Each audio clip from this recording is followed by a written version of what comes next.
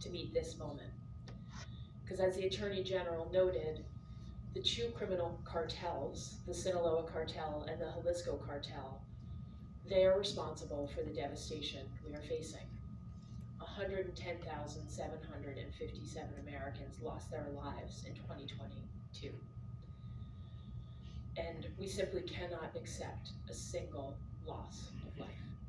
We can't accept that. So what are we doing to meet this moment? Because fentanyl has changed everything. As all of you know, it is a synthetic or man-made drug. We know now from some of the work on precursor chemicals that we've been doing that the cost of a deadly dose of fentanyl in precursor chemicals is less than 1 penny. And the only limit on how much fentanyl is on the streets of the United States of America today is how many precursor chemicals those two cartels can purchase.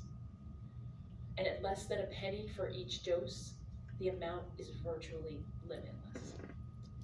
Our work has never been harder. As the Attorney General noted, we are on pace to seize more this year than we have ever seized before. You heard me say that last year too, and the year before that was also true. So we are facing and confronting a threat that is ever growing. It has never been more deadly or dangerous. Fentanyl is tiny, it kills, and it is easily hidden in other drugs, whether it's cut into powders like cocaine or methamphetamine or heroin, or it's placed in pills made to look exactly like an oxycodone or a Percocet or a Xanax. So what are we doing at DEA? First, we're working as one DEA across all 334 offices that we have around the globe. In addition to the United States, we're in 69 other countries. And we are all working together and rowing in the same direction to achieve our top priority, which is to save lives by stopping fentanyl and defeating those two cartels. Second, we've taken a network approach. We're no longer just targeting the heads of the criminal organizations. We are targeting the entire supply chain. From where this begins today in China with the precursor chemicals, the Attorney General mentioned the work that we and the prosecutors at the Department of Justice have done to charge 8 Chinese nationals, 2 of whom are in custody, 4 Chinese chemical companies with fentanyl trafficking. The Attorney General didn't say this, but I will say it on his behalf. Those are the first charges ever brought against a Chinese chemical company in the United States of America. And it is because of his leadership that we have been able to do this work.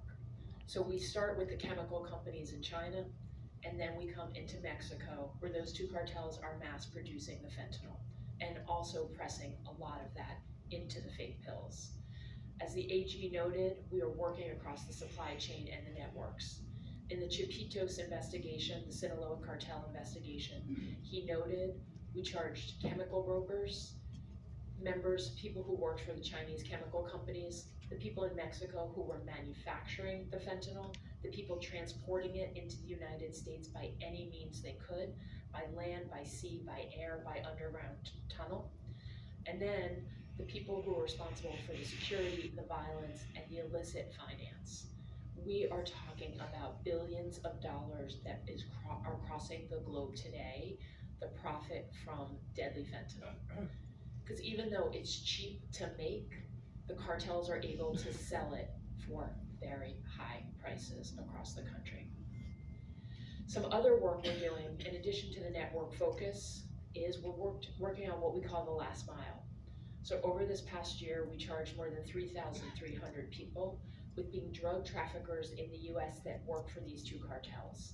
They're responsible for that last mile, the way the cartels act to get the fentanyl into people's hands across our communities from coast to coast and everywhere in between.